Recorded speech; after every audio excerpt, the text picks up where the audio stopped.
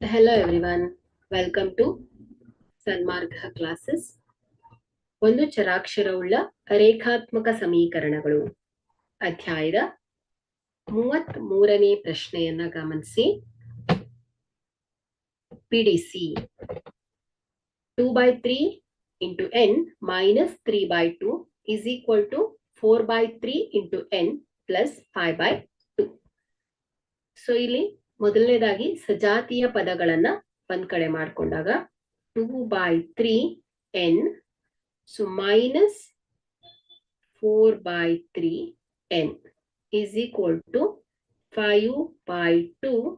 So minus ಇರೋದು right side ಹೋದಾಗ plus 3/2 ಆಗತ್ತೆ. ಸೊ ಇಲ್ಲಿ ಛೇದಗಳು ಸಮನಾಗಿದೆ, ಸೊ ಹಾಗಾಗಿ ಇದನ್ನ ಡೈರೆಕ್ಟ್ ಆಗಿ ಕೂಡಿದಾಗ 3 ಅಂಶದಲ್ಲಿ 2n minus 4n is equal to ಛೇದಗಳು ಸಮನಾಗಿದೆ, ಸೊ 2 ಅಂಶದಲ್ಲಿ 5 plus 3. So 2n minus 4n ಏನಾಗತ್ತೆ, minus 2n divided by 3 is equal to 5 plus 3 8 divided by 2.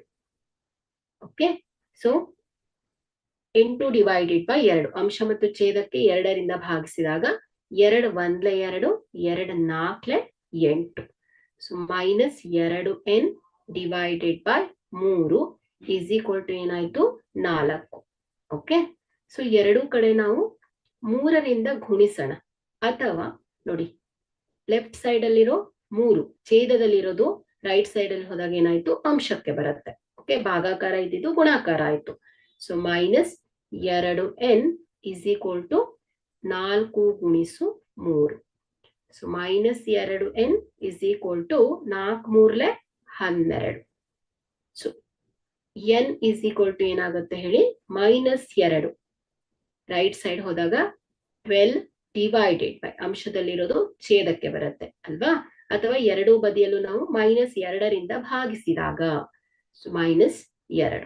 So n is equal to, so ಅಂಶ ಮತ್ತು ಛೇದಕ್ಕೆ 2ರಿಂದ ಭಾಗಿಸಿದಾಗ 2 1 2 2 6 12 ಪ್ಲಸ್ ಮೈನಸ್ ಮೈನಸ್ 6. ಹಾಗಾದ್ರೆ ಇಲ್ಲಿ n ನ ಬೆಲೆ ಏನಾಯ್ತು ಹೇಳಿ, ಮೈನಸ್ 6 ಆಗಿದೆ. Thank you.